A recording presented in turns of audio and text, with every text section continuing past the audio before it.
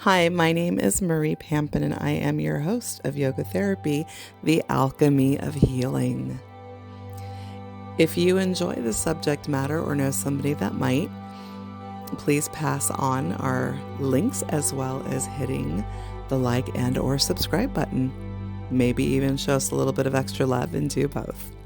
Thank you so much. Hi, Kimberly. Welcome to the Hi. podcast. Thank you so much for allowing me to do this interview. I feel very grateful. So, let me just do a little quick introduction. You are Kimberly Searl, and you are a certified yoga therapist. So, I know there's a lot more that you do. So, I thought maybe you can give us a little bit of a short intro to who you are. I'm Kimberly Searl. I have a Master's of Science with a yoga therapy concentrate. And you're right, I am a certified international yoga therapist with IAYT. And I've been teaching therapeutic movement now for just shy of 2 decades. And I really love doing it. I say that I inspire and nurture the human soul through therapeutic movement. So if I I have love to, that's my little elevator speech. And then if somebody wants to know more about me, I share more. that. That's awesome. So, how did you get into yoga therapy? Well, it started back in my early 30s. I had had a horseback riding accident as a young adult. I think I was either a junior or senior in high school. And so I had a spinal injury, and I had left undergrad and had my first adult job, and Mm, it was a lot of sitting in corporate world, and I was really uncomfortable and in pain, and mm, so I was going to see my doctor for it. That's right around the time that we were starting to prescribe opioids. And so mm, my doctor prescribed an opioid and a muscle relaxer and suggested that maybe I should stop going to the gym if it caused me pain. And I was mm, taking those and I thought, if I am checked out from life at 32, what am I going to be like when I'm 60?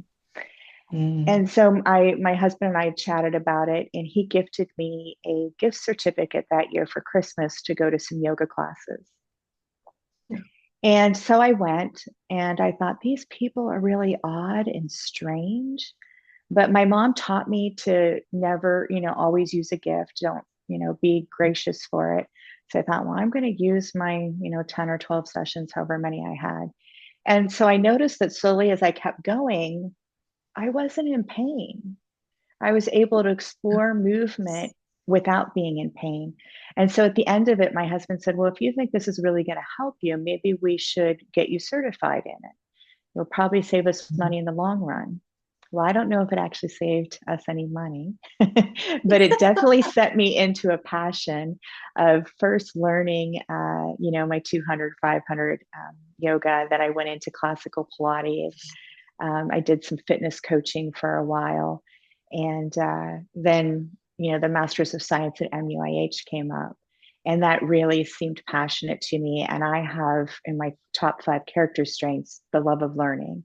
And so I really Mm. wanted to go and learn how I Love it. could look at disease conditions differently and support the clients and myself and my family better. And so that just started off on a whole journey to bringing me here Wow. to today. And it's funny because when I was graduating from MUIH, I did my internship at Johns Hopkins Hospital, Howard County Mhm. General. And I was talking to some of my clients who are corporate leaders. And I jokingly said one day, hey, wouldn't it be funny if I was the first yoga therapist to do a TED Talk? And lo and behold, they nominated me and I got a call and I thought, oh no, now I've got to rise to that occasion. Yeah. And so that's how the TED Talk came about. So that's how my whole entry into yoga therapy came into play. And ironically, that's actually how I found you. Is through the TED Talk. It was through the TED Talk. And I was like, oh, I need to interview her. Yeah. So, I mean, Yeah. when I first started out, I was doing group classes. And then I really resonate one-on-one with people, and I resonate doing large group presentations versus a small group all the time. And so that's what I mostly do my work with. I also work at a couple of universities. I work for Southern California University and their Doctor of Chiropractic program. I teach a selective there called Yoga for Common Disease Conditions.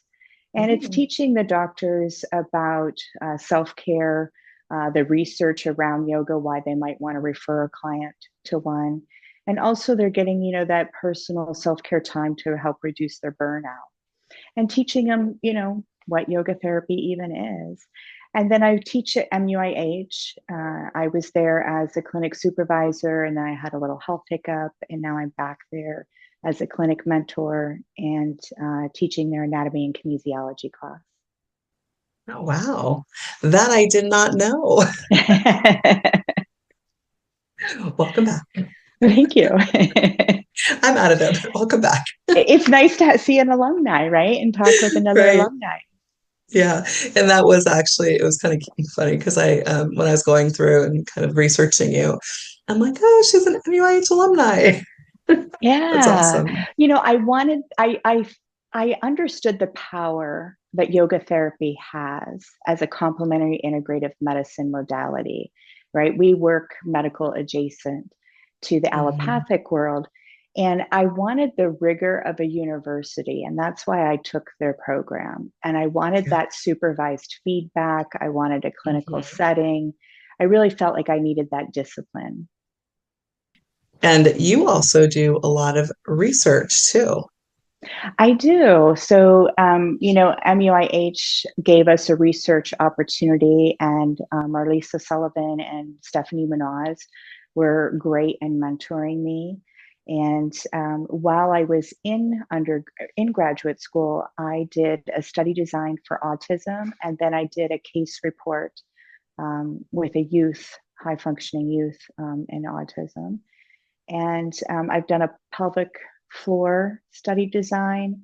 And I've also done a study design on trying to track yoga therapists' careers. And we were getting pretty close to getting that one funded, but then the pandemic happened. So my research kind of took a little pause through the pandemic and my health hiccup. Well, I'm happy that you seem to be very healthy right now. Yes, I am. Can I just say that November 30th is 3 years considered clinically free of cancer. So I'm so grateful for that. Wonderful. So this podcast can be my celebration of my 3 years of being cancer free. Yes, I love that. Yes, congratulations. Thank that is you. Wonderful. So, interestingly enough,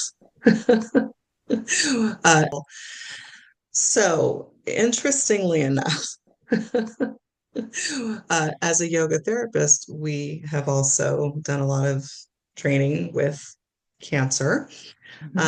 Were you able to utilize some of the same things that we learned through your pickup? Yeah, so it turns out that I have genetic cancer. I have the PALB2 gene mutation, which is PALB2, and that gene supports the BRCA genes. So you know how when your cells kind of die, they replenish, but mine has a hiccup in replenishing healthy cells, right? So if you look up PALB2, it supports the BRCA genes, and so there's just a break in that link there. So, I was pretty angry at first when I was diagnosed, because I thought, I lived a healthy life. I eat clean, I move, I do my yoga, I drink all the green juice stuff. And, I felt like I really had done a lot, and why me? But the geneticist had said, there wasn't an amount of kale in yoga that was going to keep me from getting cancer with my gene mutation. So my husband at that point said, did you ever think that if you hadn't changed your lifestyle in your early 30s, maybe you would have got cancer sooner? And they didn't discover that gene mutation until 2014. So he said, if you would have got it sooner, they wouldn't have even known about it and you'd be dead. And so that kind of helped me flip my script on my thought process. And now I can say, looking back as I'm going into what's considered maybe the maintenance phase of being cancer free, I really think the reason I was able to survive the treatment I had to undergo was because of the yoga and Pilates. You know that it creates strength, but until you're hit that hard with something, you don't realize how much strength you actually have. And that strength got me through. And then I was able to, through each phase of cancer treatment, I was able to support myself with tools that I needed in the moment. And it makes me think of Judith Lassiter. At one point, I was learning from her in one of her workshops, or I was on one of her office calls. I'm not really sure where I heard it from her, but she had said, if you determine your success as a yogi based on a shape in space, you've set yourself up for failure. And boy, wasn't that true? Because, I teach Pilates, I teach yoga, so I want a strong pelvic floor. But, my first chemo treatment, man, there went my pelvic floor. Like I called them cocktails, the pharmaceutical medicine that they put in the IV bag for your chemo really does a number on quad strength, pelvic floor strength. So that, I did a lot of squats throughout the day. I could maybe only do 5 or 10 at a time, but I would kind of try to get 50 spread in throughout the day to help me. Your gait right away is affected. I lovingly called it the chemo shuffle, because after I'd have my IV, like my gait was just completely different. My feet kind of shuffled along. Then I had to go through a double mastectomy. And that was another journey through there. So I'll back up one more thing I wanted to say about the chemo time. I made a yoga nidra. I had my friend help me make a yoga nidra, Tanya Drew. She's also a yoga therapist. I called her up and said, I'm not a big medicine taker, but I need this medicine. And I don't want to sit there in the chair thinking of it as poison. And would you make me a nidra that talked about it being a golden nectar? And so every time that I would be in the chemo chair, I would listen to that yoga nidra. And I would sit with my hands and feet and bags of ice trying to reduce neuropathy pain. And then when I went to my double mastectomy, that time, you need to start to move a little bit, but also support your arms. And you can't lift things for a long period of time. A gallon of milk is even too heavy. So my friend sent me one of those Christmas calendars, an Advent calendar. That's what it was. Of tea. And so I just would practice. I'd be in my bed with a little TV tray there, and I'd be, sitting, taking the tea out of the holes and putting them back in. Like that was my exercise, and walking. And I used a chi machine, which is a little machine that you put your ankles in, and it makes a little wave so that I could have some gentle movement through my spine while I was there in bed. And then by the time I made it to radiation, you're kind of heating up, you're being cooked in a way. And so I used stretches. I used my breath to try to keep my lung as flexible as possible. I used yoga nidra again, but this time I did Uma Densmore Tooley's work, where she does a lot of, in her yoga Yoni Shakti book, she does nidras with space, and space is vast, right? And space is cooling. And so that's where I try to bring in that type of work to help with, because your thoughts even get a little heated during that time as well. Yeah. And so I would just change my practice, afterwards recovering, doing restorative work. I leaned into Amy Willier's work, who's a yoga therapist as well, to support me. And I think that's important in our profession, to also get our own yoga therapy. You got to walk the talk, right? And so I share all that because, now I'm up to maybe 3 sun salutations that I could do. Trying to work on cardiovascular health a little bit now. But, I guess recovery is teaching me about patience and flexibility to, it's okay to roll around on the floor. right? It's okay to rest and restore, which is kind of anti what the message that we receive in our culture. It really So is. you have to give yourself that permission and give your colleagues permission to rest too. Thank you for sharing your story. My heart is very happy for you to be coming into your 3 years. That's awesome. And it really does sound like you utilized your own wisdom and you had your support system as you brought up, the different people that you had connections with that are also yoga therapists, like Amy Wheeler and no, Tanya I just met Drew. her too. Yeah. Um, that for me is wonderful because when you said, walk the walk, I'm now also working with somebody who is at MUIH right now. And it's a reminder, that when we do our work, it just it helps us to continue to grow. Yes. And I become more passionate about this yoga therapy thing. Absolutely. Yeah. So I know we're going to have a part two. So I thought maybe today that we can just speak a little bit into the autism research and work that you do. When I was thinking about research in grad school, I remember Marlisa and I sitting down and talking, and we're going through different disease conditions, and she stopped me at autism. She's like, "I think you should do that," and I was like, "I don't know anything about that. That scares me." She goes, "Right, you're here to grow."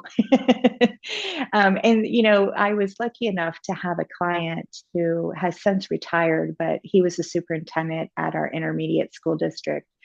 And our ISD school does 0 to 26. And they were the first, I think it was in maybe the early 70s, they diagnosed the first autistic youth.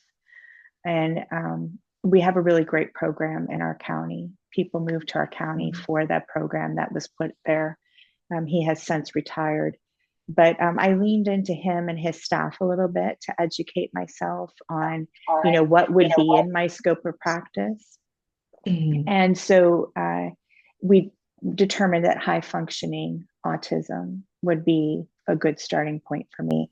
And I know high functioning among the autistic community isn't necessarily a word that they like, but in research, we have to really define things. And Right. sometimes that we have to use the terms that are already there with the disease condition. So a family allowed me to work with their son, and their son was also very passionate about helping yoga therapists understand him and further the research. And, immense gratitude to that family for opening up their life. And, I've had more families since, but not, they don't, they're not signed for me just to talk about them. So I want to honor their privacy. I think the one thing that I really learned is that autistic uh, youth is just like anybody else, right? They're not different. Uh, they experience the same things we experience. There just might be like how they process it is different. So I'll give you an example. I was asking my youth some questions, and I got some maybe one word answers here and there. And then all of a sudden, he started asking me questions about sitcoms and cartoons. And I kept thinking, I wonder where this is going. And then a couple, weeks go by, and he comes in and he guessed my age on the spot. And that instead of like you might just say, well, how old are you? Right? Right. He asked questions that would have been happening during my childhood and used that information to determine my age. Wow. So it's just a different way of processing information or asking a question, right? So when my first study design happened, I thought that I would do breath early on in the sequence when I was looking at methodology. And I quickly found that there needed to be movement and some chanting before we could do breath work. One of the things that I notice about the autistic individuals that I work with is that their breath seems to be very shallow. So if you have a shallow, almost hyperventilated type breath, and you are asked to do something new that you weren't expecting, you're probably not going to have a great self-regulation to that request. Where if we can grow the breath and, have maybe a nice equal ratio breath of, 5 or 6 seconds in and out, what does that do to the nervous system? And now if you make a request of change or something that's unexpected, perhaps that's received a little better. And at his 1-year anniversary, he came into the studio and he was like, "Do you know what today is?" I was like, "No, I don't know what today is. It's my 1-year anniversary doing yoga therapy with you." And I was like, "Oh," and I said, "What did you learn?" And he goes, "My breath." So even when something like boarding the school bus, it has some social anxiety, the parent would send me a text saying, "I saw him with his hand on his heart, hand on his belly at the rest stop, and I knew he was counting his breath." I was like, yes. Or I'd get a picture via text once in a while with, I just got home from school and the yoga mat's out on the patio and they're in downward facing dog. And so it's just nice to see them reach for their yoga tools and how rewarding that can be for them. Wow, that is wonderful. So as you've worked with this particular population, do you normally now start with movement before moving into breath? Yeah, so when I'm working with youth, I always request that the parent be here. And what I find is that, the parent starts off in the room with us. Then the parent sits outside the door. And now maybe the parent sits in the lobby. And I have to be careful, right? Because I am working with minors, but as you develop a trust in the relationship, I know that it's also important for them to start to learn independence. So now maybe mom stays in the car just outside the door and they walk in alone and have their session.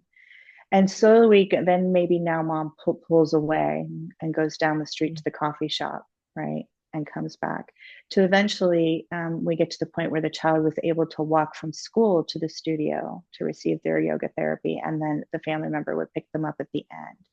That teaches, it helps with some separation anxiety. It teaches some responsibility, some independence to grow with them. So, there's that process. And then there's the process of checking in, starting with a chant, doing some movement, ending with some meditation. And I usually have 2 timers going. So as I'm talking to you, I can kind of see behind me, see that little white board there. So when I am working with someone with autism, I'll put up what we're going to accomplish so they can see that. And then sometimes I might then put off to the side with a marker how much time we're going to spend in each of those. So I'll have one timer going for the whole 55 minutes that they can check in. And then they have another timer to know we're in this segment for 10 minutes or 5 minutes. And that way, they can manage themselves. I've also found inversions to be extremely helpful. Really? So, a yoga block and a strap sometimes can be flung at you. And that was happening. There was a little disgruntled moment. And I just happened to say, like, "Hey, would you like to go into the headstand chair and work on headstand?" Yes. And so we maybe would have done that 10 or 15 minutes, but we moved it up in the sequence because they were unregulated. And after being in headstand for a little while and catching their breath, the youth said to me, "Thank you. Yoga calms me." And I learned about this inversions came to my mind with this population because I heard a martial arts teacher say, when the toddlers are learning martial arts and they're just kind of running around, they're kind of crazy. They're like, oh, we Yeah. just pick them upside down and then we flip them back down and then they're fine. And it's like a reset button. So I started thinking about that with the nervous system. And, in yoga therapy, we learned that inversions quiet the brain. And I thought, I wonder if you have all these thoughts and autistic people can assimilate and process so much information so quickly. And I'm Right. always in awe of that. I mean, super intelligent.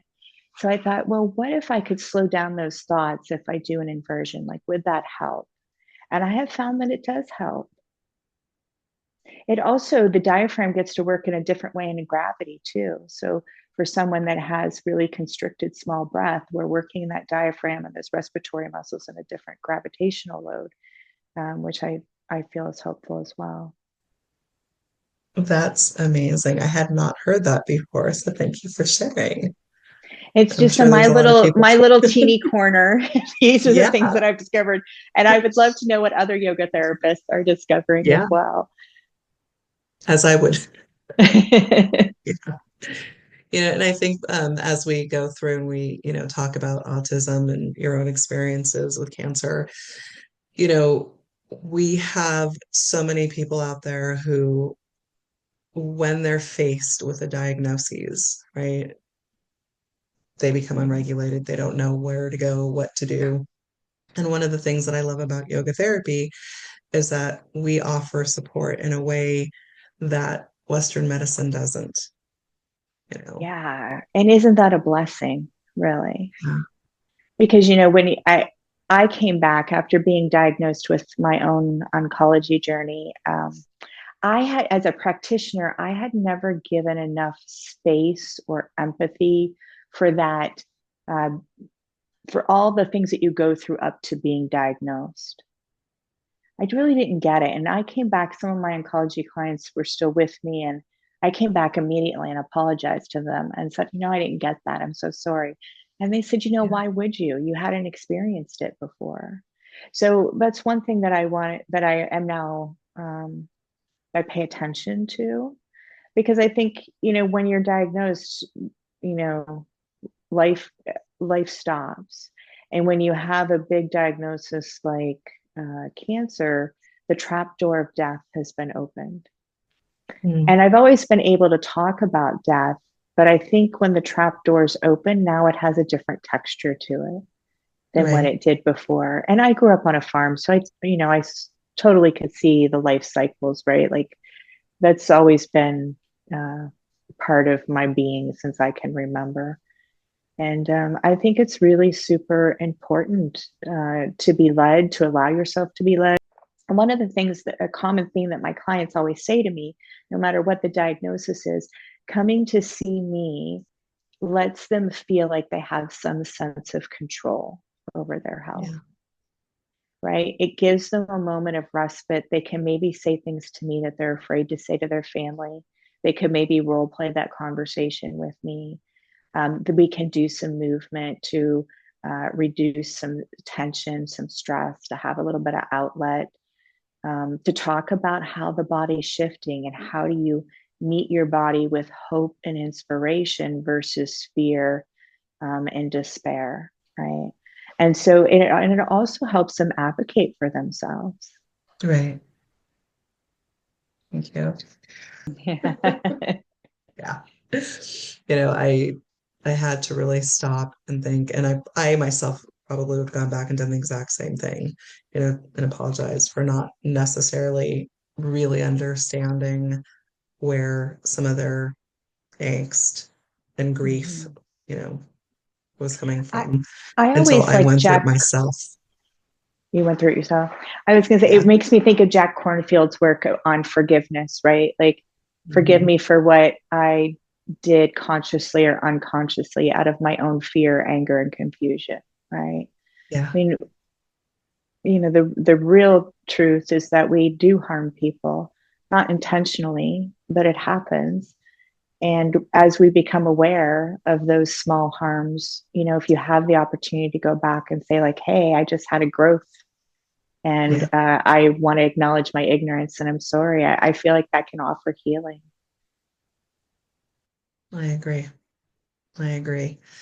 And I think that it becomes a healing process, not just for the one, but globally, the Mm-hmm. more that we can come into that space of saying, I'm sorry. Yeah. So thank you. I love this. This is beautiful. I'm really excited about part 2. When you come back, and we're going to just speak a little bit about the pelvic floor. Would you like to preface our next interview with what we might be going to hear from in terms of pelvic floor? Because I know we just had a little small discussion prior to coming on Yeah. camera. So before coming on camera, you and I were talking passionately about the pelvic floor and how we were still finding that some women don't understand the pelvic floor and some men don't realize that they have a pelvic floor. Yet, whether you're male or female, you have a pelvic floor. One has an extra cutout and one does not.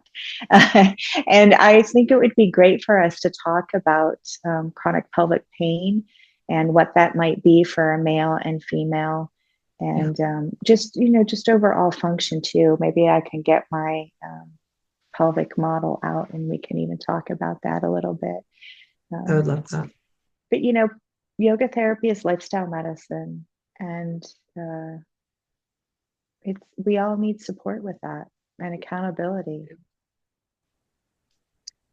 Thank you, Kim. I really appreciate you coming on and having this discussion with me. And I really look forward to part 2, where we talk about pelvic floor and seeing your pelvic floor model. That'd be great. We are on Spotify, so, both YouTube and Spotify. So we'll make sure to tell people, hey, if you want to see what the pelvic floor looks like, let's go over to YouTube. Yes, so Spotify doesn't allow you to talk about that or show that. Yeah. Got it. So, yes. Thank you so much. I really appreciate you being here today and sharing your story, on top of what yoga therapy is and how you've worked with the autism spectrum. I definitely want to put out there that for each person that I bring on, it is a gift also for me. So thank you. And I look forward to part 2. Yes, I'm so excited to meet you formally. And, we have to support each other in our career. It's what makes our clients better. It's what makes our industry better. And so thank you so much for having a platform that we can all share our passion about. Thank you. Thank you for joining us today. If you would like to support this content, hit the like button, subscribe, or leave a comment. Thank you so much for joining us. Have a fabulous day.